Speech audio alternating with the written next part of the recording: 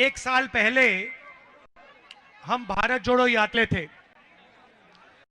हमारा लक्ष्य था कि जो देश में नफरत भी आ जाओ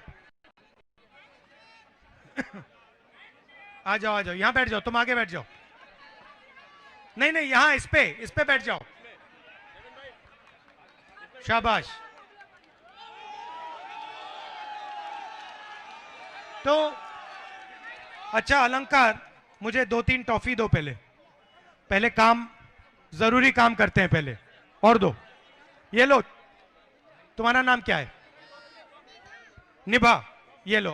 हेलो, तुम्हारा नाम क्या है? हाँ, भव्या। तुम्हारा? सिमोन। तुम्हारा? तो मेरे सर पे आज 4 बच्चे बैठे हुए ऊपर, दिख रहे हैं आप सबको? तो ये हमारे देश के भविष्य हैं। भविष्य है या नहीं? अरे भाई थोड़ा दे। तो हम भारत क्यों? क्योंकि हम इनके लिए एक ऐसा देश चाहते हैं जहां नफरत, हिंसा ना हो। और ये आप इनको, जैसे आपके बेटे हैं बेटियां हैं, उनके जैसे देखो। तो आज हो क्या रहा है? आज देश में कोने कोने में नफरत फैलाई जा रही है। कोई कहता है तुम तमिल बोलते हो इसलिए तुम हमें अच्छे नहीं लगते। कोई कहता है तुम बंगाली बोलते हो इसलिए तुम हमें नहीं अच्छे लगते।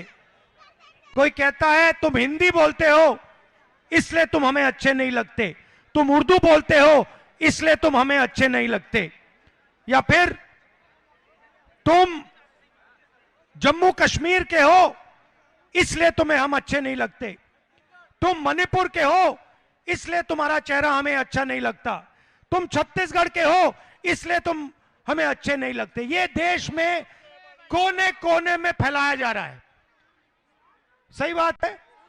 और इससे देश मजबूत नहीं होता है, इससे देश कमजोर होता है। जैसे घर में फूट पड़ती है, भाई भाई के बीच में लड़ाई होती है, परिवार मजबूत नहीं होता। इसी प्रकार बीजेपी और आरएसएस के लोग सब जगह नफरत फैला रहे हैं। तो यात्रा का यही लक्ष्य है कि जो हमारा जो भविष्य है, उनको एक मोहब्बत भरा हिंदुस्तान मिले। अब देखो, 4000 किलोमीटर हम चले कन्याकुमारी से कश्मीर, और आप जैसे लाखों लोग हमसे मिले। और मुझे क्या पता लगा कि इस देश का डीएनए नफरत का डीएनए नहीं है, इस देश का डीएनए मोहब्बत का डीएनए है। ये देखो, मैंने जैसे ये बात बोली सबने ताली बजाई, क्योंकि ये देश मोहब्बत का है, भाईचारे का देश है। इसमें अलग अलग तरीके के लोग रहते हैं, अलग जात के लोग, अलग सोच के लोग, और सब मिलकर प्यार से रहते हैं। अब पिछले साल क्या हुआ, बहुत सारे लोग हमारे पास आए, उन्होंने कहा देखिए आप कन्याकुमारी से कश्मीर चल लिए, 4000 किलोमीटर आप लोगों से मिले, लोगों से आपने बात की, उनकी जो मुश्किलें हैं वो समझी, मगर आप छत्तीसगढ़ तो नहीं आए, आप मणिपुर तो नहीं आए, आप साउथ से नॉर्थ चले, मगर मणिपुर, नॉर्थ ईस्ट, उड़ीसा, छत्तीसगढ़, झारखंड इधर तो आए नहीं। इसलिए हमने दूसरी भारत जोड़ो यात्रा शुरू से लेकर महाराष्ट्र, और इसलिए मैं आपके आज सामने खड़ा हूं। अब इसमें हमने न्याय सब जोड़ दिया। हमने इसको भारत जोड़ो न्याय यात्रा कहा है। क्यों? क्योंकि हमें पता लगा जो हिंसा, नफरत फैल रही है वो अन्याय के कारण फैल रही है। अगर आप मुझसे पूछते कि पहली भारत जोड़ो यात्रा में आपने क्या समझा, तो मैं आपको बताऊं,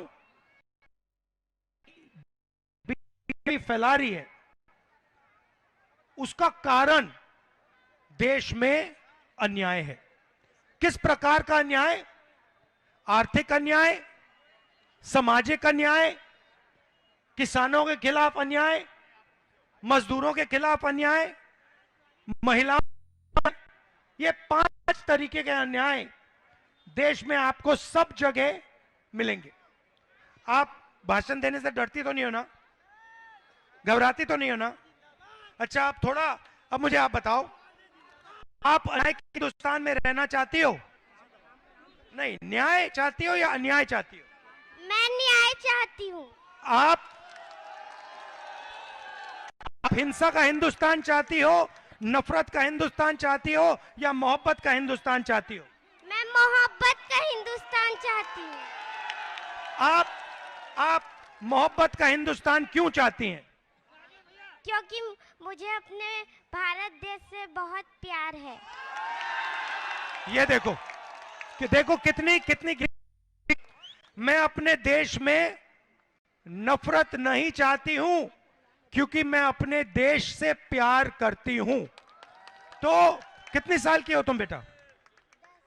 10 साल की बच्ची ने कहा कि जो लोग देश में नफरत फैलाते हैं वो देश प्रेमी नहीं है। ये देखिए, इसने सीधा कह दिया 2 मिनट में। अच्छा, अब मुझे बताओ, बड़ी होके क्या बनना चाहती हो? मैं बड़ी होके एक पुलिस ऑफिसर बनना चाहती हूँ। और आप बड़ी होके क्या बनना चाहती हो? डॉक्टर। डॉक्टर। और आप क्या करना चाहते हो? मैं आर्मी बनना चाहता हूँ। आर्मी बनना चाहते हो, आर्मी में जाना चाहते हो? जाना चाहता हूँ। आपने अग्निवीर योजना का नाम सुना है? हाँ। सुना है? हाँ। समझाओ मुझे, ये अग्निवीर क्या है? फंस गए, मैं समझाता हूं तुम्हें। घबराना नहीं है, यहां पे ये तुम्हारा घर है, ठीक है? ये तुम्हारा परिवार है ये। तो मैं तुम्हें अग्निवीर समझाता हूं। इधर देखो, पहले क्या होता था? पहले तुम्हारे जैसे बच्चे कहते थे मैं आर्मी में जाना चाहता हूं, और आर्मी उनका सिलेक्शन करती थी और फिर उनकी रक्षा करती थी, उनकी देखभाल करती थी। पूरी जिंदगी के लिए आर्मी उन लोगों की रक्षा करती थी। सही? अब अग्निवीर योजना मोदी जी लाए हैं, बीजेपी लाई है। उसमें उन्होंने कहा कि हम 4 साल के लिए युवाओं को सेना में लेंगे। 4 साल के बाद 3 में से 4 बच्चों को, युवाओं को हम वापस घर भेज देंगे। उनकी कोई रक्षा होगी, उनकी कोई देखभाल नहीं होगी। जो 4 में से 1 सेना में रहेगा उसकी हम देखभाल करेंगे। अब मजे की बात समझो, अगर अग्निवीर को चाइना बॉर्डर पे गोली लग जाती है और अगर वो शहीद हो जाता है तो अग्निवीर को शहीद का दर्जा नहीं दिया जाएगा। समझे बेटा? समझे?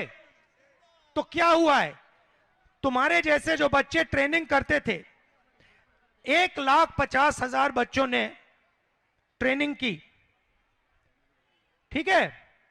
5 साल उन्होंने, जैसे तुम रनिंग करोगे, तुम वेट लिफ्टिंग करोगे, उन्होंने किया 5 साल।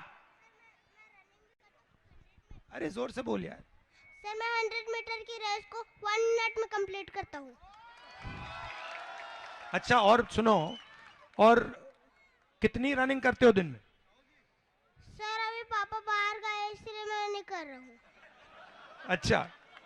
अच्छा, तो सुनो, तो तुम्हारे जैसे बच्चे रनिंग करते थे, 5 साल उन्होंने, 1,50,000 ने रनिंग की, उनकी आर्मी में भर्ती हो गई, और फिर पहली बार हिंदुस्तान की इतिहास में आर्मी ने उन्हें कहा कि हम तुम्हें नहीं लेंगे। 1,50,000 युवा देश में भटक रहे हैं, उनकी भर्ती हो गई थी। कहा गया है कि तुम्हें हम नहीं लेंगे, ना तुम्हें हम आर्मी में लेंगे, ना तुम्हें हम अग्निवीर योजना में लेंगे। तुम जानो, तुम्हारा काम जाने। तुम्हारे अंदर ये जो भावना थी, देशभक्ति की भावना थी, उसके बारे में हमें कोई इंटरेस्ट नहीं है। ये हिंदुस्तान की सेना ने, हिंदुस्तान की सरकार ने 1,50,000 युवाओं को मैसेज दिया है। और मैंने उनसे क्या कहा, मेरे से मिले, मेरे सामने रोए। मैंने उनसे कहा तुम घबराओ मत, 1,50,000 युवा तुम जिनको आर्मी ने बाहर फेंका है, तुम घबराओ मत, हम तुम्हारा मुद्दा उठाएंगे और या इलेक्शन दिलवाएंगे या फिर तुम्हें आर्मी में भर्ती करवा के दिखाएंगे। अब ये है अन्याय। भाइयों और बहनों, अच्छा तुमसे पूछते हैं, अगर किसी ने 5 साल किसी चीज के लिए काम किया, दिल से काम किया, अपना खून पसीना दिया, सेना में जाने के लिए उसने 5 साल काम किया, और फिर अगर उसको सेना में नहीं जाने दिया, यह अन्याय है? अन्याय किया गया ना उसके साथ, उसके खिलाफ अन्याय है। तो इस प्रकार का अन्याय के खिलाफ यह यात्रा चल रही है। अब मैंने आपको आर्थिक अन्याय के बारे में बताया, आर्मी के बारे में बताया। अच्छा, एक और अन्याय के बारे में बताना चाहता हूं।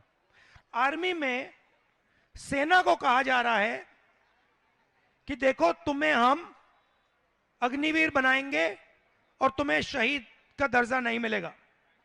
मतलब आर्मी के अंदर 2 कैटेगरी के जवान बना दिए, एक अग्निवीर, एक दूसरा। ठीक है,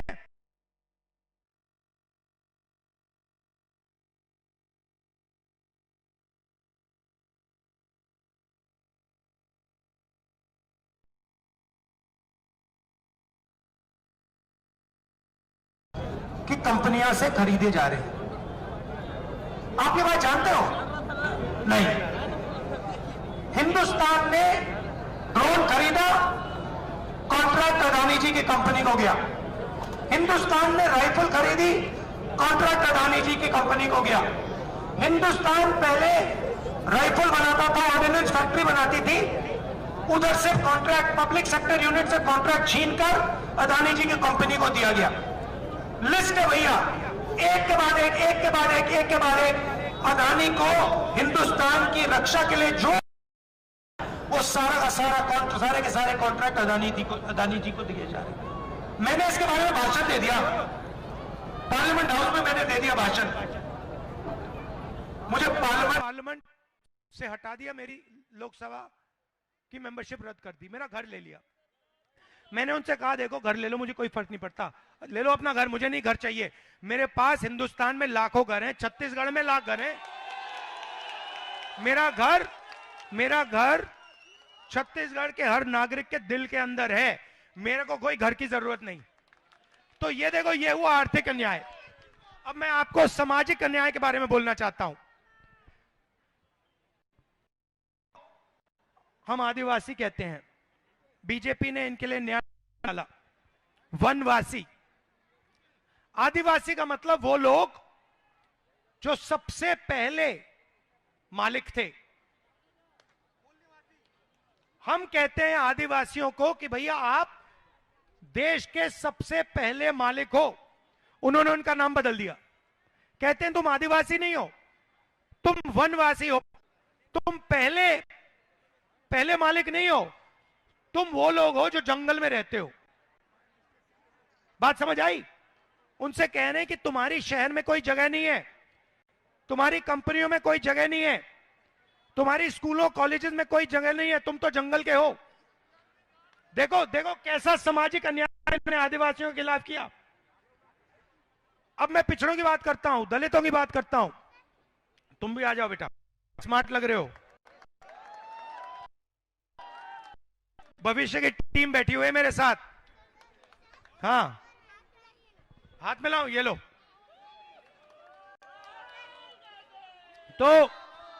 तो पिछड़ों से क्या कहते हैं ये? मैंने कहा पार्लियामेंट हाउस में, कहा देखिए ऐसे करते हैं देश को पता होना चाहिए इस देश में दलित कितने, आदिवासी कितने, पिछड़े कितने। ये क्यों जरूरी है भैया? ये क्यों पता होना चाहिए, बताओ मुझे। नहीं नहीं, आप नाम क्या आपका? आप पिताजी, आप मुझे बताओ कि ये पता लगाना कि इस देश में पिछड़े कितने हैं, दलित कितने हैं, आदिवासी कितने हैं, जनरल कास्ट के कितने, ये जरूरी क्यों है?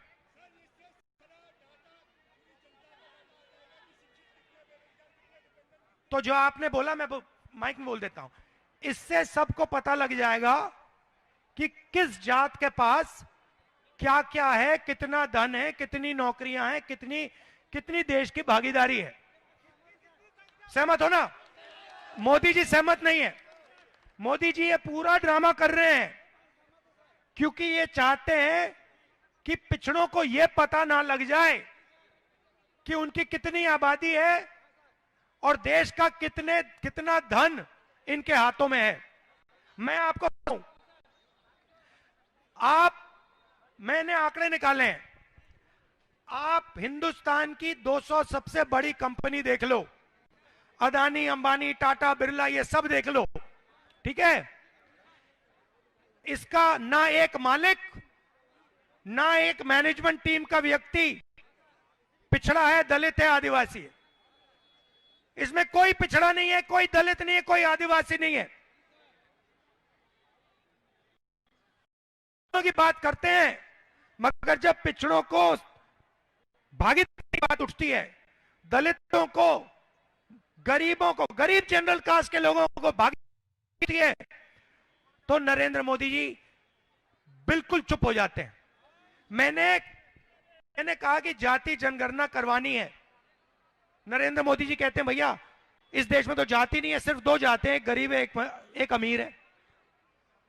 पहले कहते थे मैं ओबीसी हूं, मैं नरेंद्र मोदी हूं, मैं ओबीसी हूं, आप कहते हैं दो ही जाते हैं। क्यों? क्योंकि राहुल गांधी ने कहा कि जाति जनगणना होनी चाहिए, पता लगाना चाहिए पिछड़े कितने, दलित कितने, आदिवासी कितने। तो यह हुआ सामाजिक अन्याय। किसानों की बात आपने देखी है। अब मैं आपसे सवाल पूछता हूं, आप जानते हो कि देश के किसान, हरियाणा, पंजाब के किसान आज दिल्ली के, मालूम है,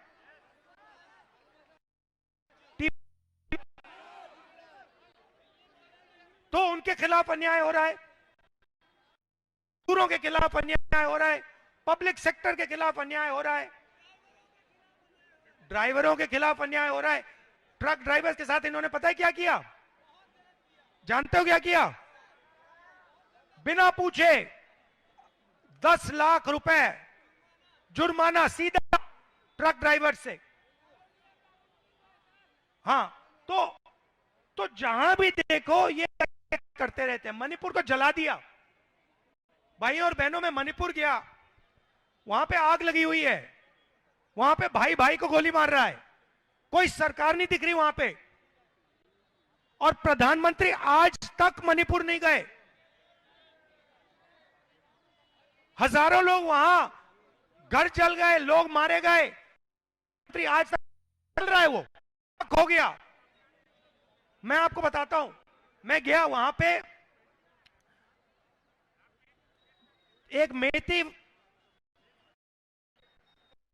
और एक कुकी समाज है।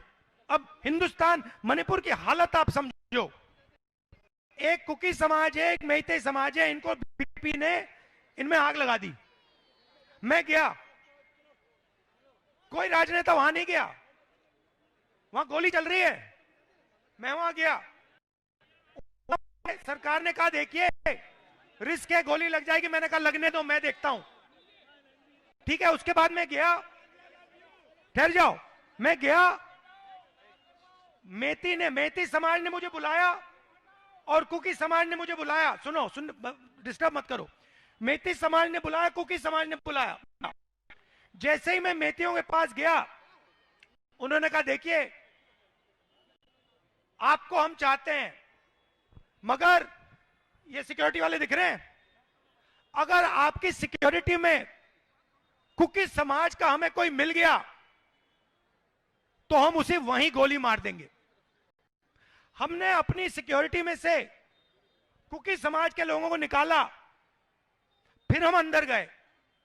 उसके बाद उनके मिलने के बाद हम कुकी समाज के पास गए, उन्होंने भी हमें बुलाया।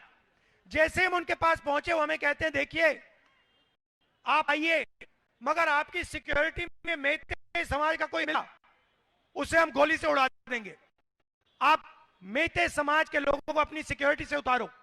हमने मेते समाज के लोगों को अपनी सिक्योरिटी से उतारा, तब हम अंदर गए। मतलब सरकार का वहां कोई कंट्रोल नहीं है, कोई कंट्रोल नहीं है। वहां पे सिविल वॉर युद्ध चल रहा है। ना मोदी जी गए, ना बीजेपी का वहां कोई नेता जा पा रहा है। आग लगी हुई है। क्यों? क्योंकि औरत फैला दी, एक दूसरे को लड़ा दिया, जला दिया। और ये काम ये राजनीति करते हैं क्योंकि आपकी का पैसा है जो आप दे रहे हो वो आपके जेब में से लोगों के जेब में चला जाए। आपका नाम क्या है? ये जो हाँ आपका नाम प्रवीण गुप्ती। ये आपने शर्ट खरीदी ना? प्रवीण गुप्ता जी आप खरीदी, ये कितने की खरीदी आपने? 340 रुपए की खरीदी। नहीं लगा, आपके जेब से गया। सही बात है। अब मुझे बताओ गुप्ता जी, अगर यही शर्ट अदानी जी ने खरीदी होती, उनके जेब में से कितना जीएसटी जाता? उतना ही आता जितना आपके जेब से गया ना। ये न्याय है या न्याय है? आप अरबपति थोड़ी हो। आपके जेब में से जितना जा रहा है उतना अदानी की जेब में से जा रहा है। आप टैक्स भर रहे हो, जीएसटी भर रहे हो, सारे के सारे गरीब से गरीब व्यक्ति। गुप्ता जी तो दुकान चलाते हैं, अक्षय गुप्ता जी दुकान चलाते, थोड़ा पैसा है इनके पास। मगर अगर मजदूर, देश का सबसे गरीब मजदूर यही शर्ट खरीदे, उसके जेब में से भी 18% जाएंगे। यह अन्याय हो रहा है। और वो अगर ठीक है, अगर पैसा गुप्ता जी की दुकान को चलाने के लिए जाता और गुप्ता जी अगर 10, 15, 20 लोगों को रोजगार दे पाते तो वो अलग बात। यहां क्या हो रहा है, सारे के सारे लोगों से पैसा जा रहा है अदानी जी की जेब में। भैया मुझे फोन देना है, ये फोन जो है ना चाइना का है, ठीक है। इस फोन को यहां हिंदुस्तान में अंबानी जैसे व्यक्ति ने बेचा है। सही? अब देख लो, अंबानी ने बेचा है, अदानी ने बेचा है। इस फोन से चाइना के युवाओं को रोजगार मिला। इस फोन से हमारे एक भी, मैं देखता हूं, मेड इन रिकॉर्डिंग चालू है, शाबाश। इसमें ये मेड इन चाइना फोन है, इससे चाइना के युवाओं को रोजगार मिला। अंबानी को पैसा मिला और चाइना के युवाओं को पैसा मिला। चाइना के प्रोडक्ट को अंबानी ने इधर बेचा और उसको पैसा मिला, दोनों को।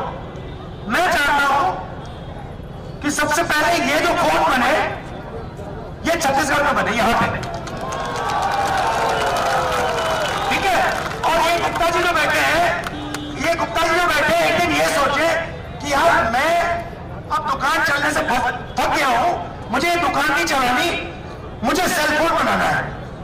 और ये एक दिन सेलफोन की फैक्ट्री खोले और हिंदुस्तान के बैंक इनको बैंक लोन दें और ये चाइना से कंपटीशन करें। आज अगर ये सपना देखें कि ये बैंक से मतलब सेलफोन बनाने के लिए पैसा लेना चाहते हैं, इनको धक्के मार के बैंक बाहर फेंक देगा, कहेगा भैया हम तो अदानी को पैसा देते हैं, आपको नहीं देंगे। तो ये चल रहा है देश में। अब दुख की बात क्या है कि मीडिया में आपको यह नहीं दिखेगा, किसान मर जाए, छोटे व्यापारी मर जाए, छोटे बिजनेस वाले मर जाए, मजदूर मर जाए, आपको मीडिया में नहीं दिखेगा। मीडिया में आपको क्या दिखेगा? अदानी जी के बच्चों की शादी, अंबानी जी के बच्चों की शादी, उसमें आपको ऐश्वर्या राय जी नाचती हुई दिखेंगी, अमिताभ बच्चन जी वहां पर दिखेंगे, आपको वर्ल्ड कप दिखेगा। सही बात है, आपको वर्ल्ड कप दिखेगा, वर्ल्ड कप में क्रिकेट चलेगा, वो भी भैया अदानी का अंबानी का। तो सब जगह आपको ये बड़े बड़े उद्योगपति, 3-4 बड़े बड़े उद्योगपति दिखेंगे, आपको चाइना का पूरे देश में माल दिखेगा, आपको बेरोजगारी दिखेगी, आपको भूखे लोग दिखेंगे, आपके छोटे बिजनेस वाले वो सब खत्म हो रहे हैं, डिमोनेटाइजेशन, जीएसटी जो किया। इसलिए भाई और बहनों, हम सीधा आपके पास आ गए, मीडिया हमारी बात नहीं उठाती, इसलिए हम आए आपके पास कि भैया जनता सीधी सुन लेगी बात। अब आप बच्चों का मैं धन्यवाद करना चाहता हूं। अच्छा, अब आप दो तीन शब्द कहेंगी? चलो कहना है, डरना नहीं है, 2-3 जो भी दिल में है। अच्छा, अपने भाई के बारे में बताओ, आपका भाई कैसा है? भाई नहीं, अच्छा, मामा पापा क्या करते हैं? मेरी मम्मी एक टीचर है और मेरे पापा एक दुकान चलाते हैं। किस चीज की दुकान है? मेरे पापा एक कहते हैं मोहब्बत की दुकान है। तो अंत में यही कहने आया हूं, देखिए हम नफरत के बाजार में हम सब मोहब्बत की दुकान खोल रहे हैं। धन्यवाद। न्याय का हक मिलने तक।